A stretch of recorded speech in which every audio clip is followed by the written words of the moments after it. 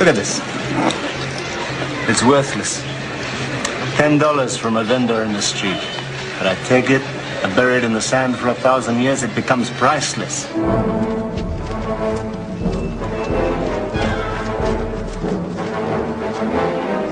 For centuries, people have been digging in the dirt, looking for treasure.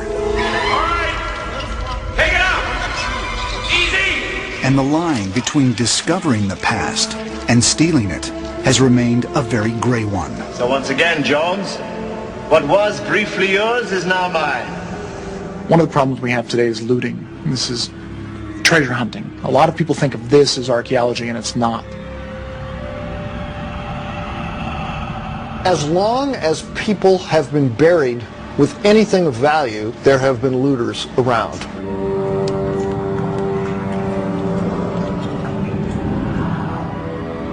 The Romans looted Greece, the Visigoths looted Rome, and then European colonialists looted just about everybody. The looting of archaeological sites and the sale of artifacts from those sites. Starting in the 20th century, it's become a very big business. It's an example of people digging to find the past and then really trying to own the past. And they don't ask anybody's permission, they just take it.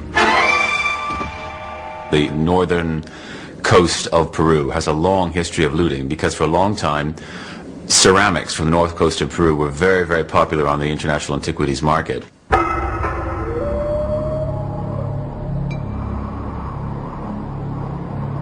There are sites in places that have been very, very heavily looted. It looks like you're looking at the moon. I mean, it's full of all these craters. It's all these places where these gigantic pits have been dug out by looters looking for those phenomenally valuable artifacts that they sell at the market. Here we are in Huaricanga. It's one of many archaeological sites on the coast of Peru that haven't seen much investigation. And you can see right away, just entering the site, that it's been looted. You don't have to look very far to see the gleam of human bone. So, over here, walk in, pick up a human vertebra, upper end of a mandible, human jaw, what looks to be the lower end of the humerus, the upper arm bone. All of this material probably came right out of this pit here, where somebody scooped out all sorts of human bone, and they're going after pottery. If they're really lucky, maybe they're going to find a few pieces of metal, some gold, something like that. So there was a tomb here. The evidence thrown out of the ground, left on the surface. It's against the law to do this in Peru, but this is a very common scene to see. In the days of Indiana Jones, paying big money for ancient artifacts was a common practice. Inside are the remains of Nurhaci, the first emperor of Manchu dynasty. Welcome home, old boy.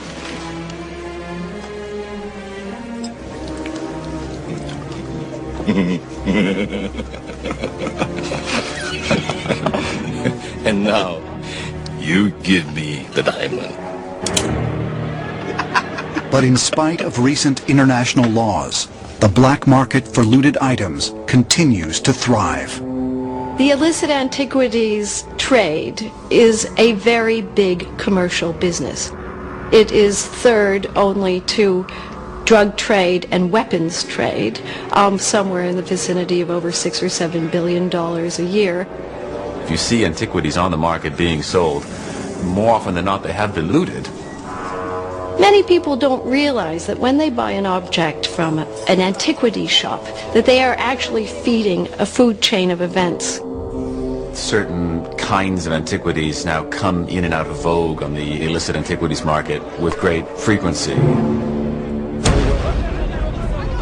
You see this great eruption of looting in southern Iraq for ancient cylinder seals, cuneiform tablets that are right now very coveted on the international antiquities market. There are other reasons for this upsurge in looting in Iraq as well. I think there are some collectors who really are interested in buying things that are known to be illegal, or some collectors who like to walk on the wild side. They want it so it can be a prize on their mantle, or they want it for their personal collection. What are the consequences of such a big industry? How far does the destruction go? A looted artifact can go through many hands, from looter to smuggler to middleman to another middleman to another middleman to a dealer and then finally to a buyer. Well, then all the information that you had on the piece has probably been lost. And part of the whole game of the antiquities trade is to hide the origin of pieces.